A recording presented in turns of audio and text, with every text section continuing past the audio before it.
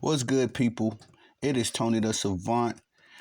And before we get started, please like the video, share the video, hit the notification bell so you can be notified when I'm dropping content and going live on the channel. As well, if you have not already, please subscribe to the channel as I drop content daily, go live daily, stay very busy on the platform. And last but not least, please leave your thoughts and opinions in the comment section as I'm always intrigued to know what you all have to say about these topics. Excuse me. Excuse me. But ladies and gentlemen, well, excuse me, ladies and sports fans and gentlemen, we are talking about this NLCS National League Championship Series matchup between the New York Mets and the Los Angeles Dodgers. Getting a bit of a NY versus LA matchup here. And I gotta say, man, game one was all Dodgers. Now, caveat, if you've been rocking with me for any amount of time, I like to throw it out there that I am a rookie at covering baseball and hockey, two new sports I'm really looking into covering this year. Going into the 2025 year, I should say. But we're getting a little practice. So I wanted to jump in, especially and keep everyone updated on what's going on with these MLB playoffs as we are in the championship games, ladies and gentlemen. And nonetheless, hold on, guys. Sorry, y'all. I'm trying to set up my setup here. Anyway, nonetheless, we've got an exciting matchup between these two teams. The Dodgers are the powerhouse. The New York Mets are the underdog, have been so since forever, but especially during this recent playoff run that they've been on.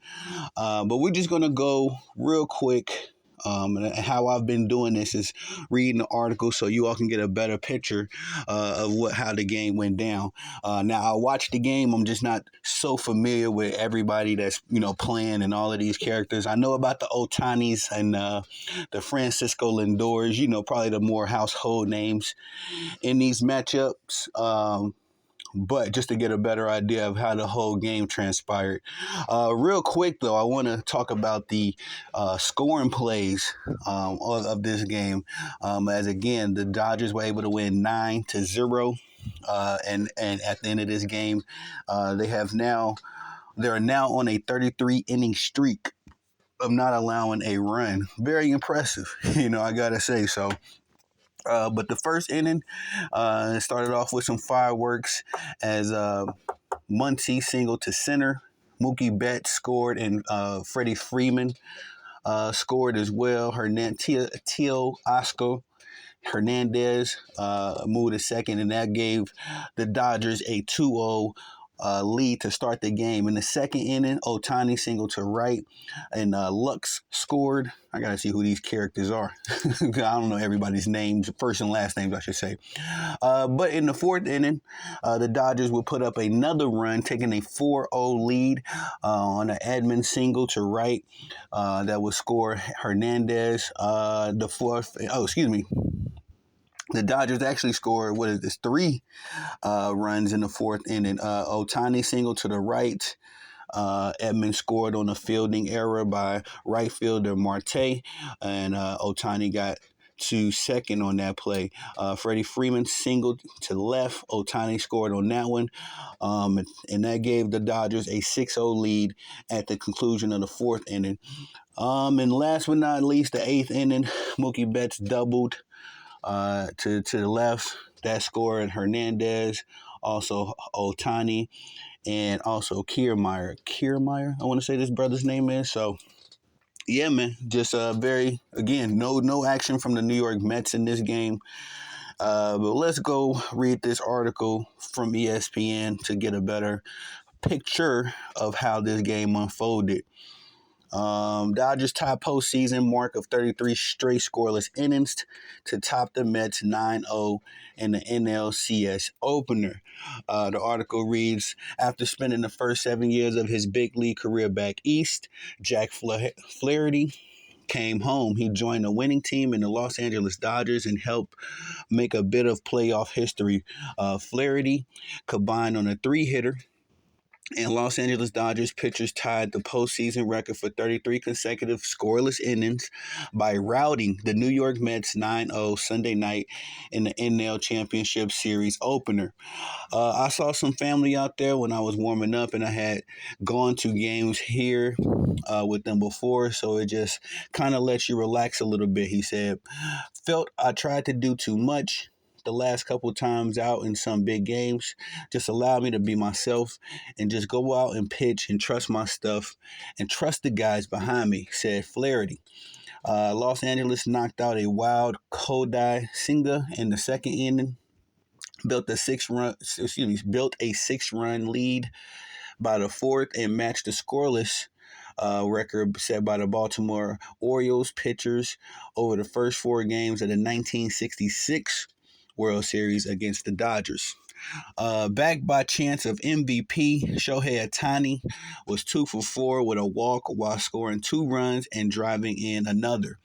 Mookie Betts added a 3-run double that we talked about before in the eighth, and the largest shutout victory margin in Dodgers postseason history. Also, the Mets' most one-sided postseason shutout defeat. Our energy all started with Jack. Beth said Jack really gave it to them today. Game 2 of the best of 7 series is Monday afternoon, today actually. Flaherty allowed 2 hits over 7 innings in the Dodgers' first scoreless postseason start of 7+ innings since Clayton Kershaw's 8 innings in the 2020 NL Wild Card Series. I recall that. Article continues, it was just a pitching clinic. Dodgers manager Dave Roberts said, "I thought he did a great job of filling up the strike zone with his complete mix. Once we caught a lead, he did a great job of just going after those guys and attacking. For us to get 7 innings in a long series was huge." And the article continues from that point on. Got some quotes from guys like Will Smith, more quotes from David Robert. And it goes on. Y'all can go read it on ESPN. But again, the Dodgers, very impressive victory. Dominant victory. Again, 33 consecutive scoreless innings is something to be amazed at. But I don't think you can count these New York Mets out just yet, man. They have been playing the underdog role all season long. As far as my teams in the MLB, I know this sounds crazy, but just because I'm from the south side of Chicago, I bleed White Sox through and through.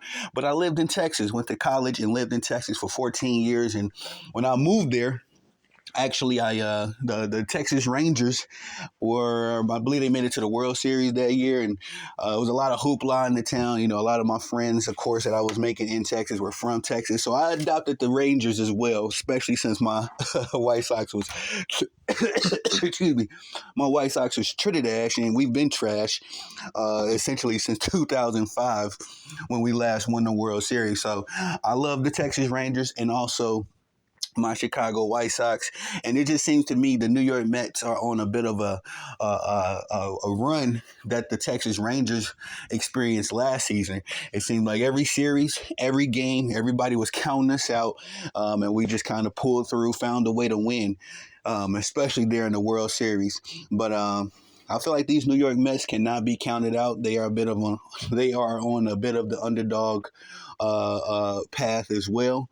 And every time you think they're over with, no matter how many lumps they take, they come back and they do it with a vengeance.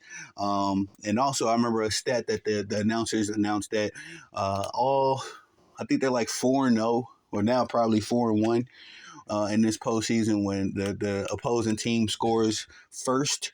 They are very good for a comeback, but just because they lost one game does not mean they lost this series. There's still a lot of baseball to play. I do have the Dodgers advancing in 6, but we shall see. We shall see. Maybe I'm on that same, bandwagon of counting these guys out like everybody counted out my Rangers. So we shall see how the Mets bounce back tonight, actually, as we'll be getting game 2 of this series. But that's all I got for y'all on this video. Please like the video, share the video, hit the notification bell so you can be notified when I'm dropping content and going live on the channel as well. If you have not already, please subscribe to the channel as I drop content daily, go live daily, stay very busy on the platform.